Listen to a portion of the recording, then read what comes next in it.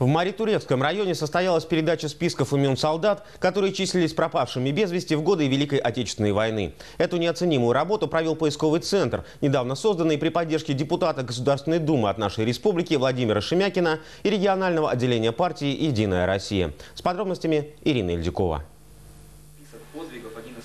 Это знаменательное событие состоялось в районной администрации. Здесь депутат Госдумы Владимир Шемякин передал главе района Владимиру Ёлкину списки участников Великой Отечественной войны, которые были призваны с территории Маритуревского района и числились пропавшими без вести. 589 человек. Их судьбы удалось установить. Из них 17 воинов погибли в бою. В списках не только рядовые солдаты. Есть 1 подполковник, 3 капитана, 33 лейтенанта. Первый раз именно в вашем районе мы еще сделали такой шаг, которым раньше не занимались. Мы проверили этих без вести пропавших по наградному отделу. И среди них есть 53 человека, награжденных орденами и медалями. Самое большое количество героев Советского Союза в республике приходится на Маритуревский район. Но могло быть и еще больше. Поисковики нашли наградной лист на старшего сержанта Шишкина Николая Михайловича, 1922 года рождения. 8 февраля 1945 года он был представлен к этому высокому званию за ряд подвигов, в том числе захват аэродрома с 25 немецкими самолетами.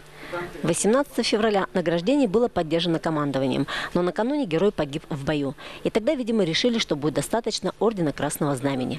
Вот суровая оборотная сторона войны.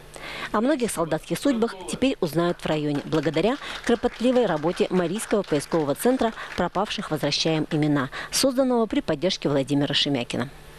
Это живым нужно, чтобы мы знали, кто отдал жизнь за наше счастье, благодаря кому мы живем, благодаря кому сейчас живет наша Россия и рождаются дети и внуки.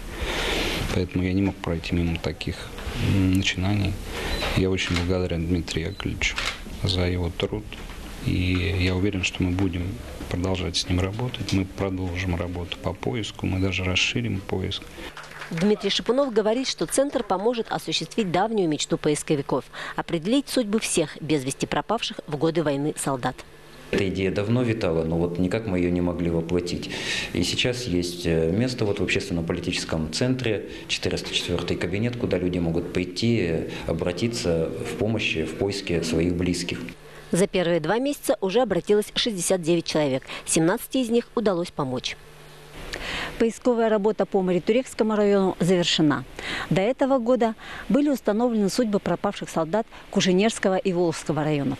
Теперь Марийский поисковый центр намерен провести подобную работу во всех районах республики. Ирина Ильдюкова, Сергей Корнеев, Вести, Мариэл, поселок Маритурек.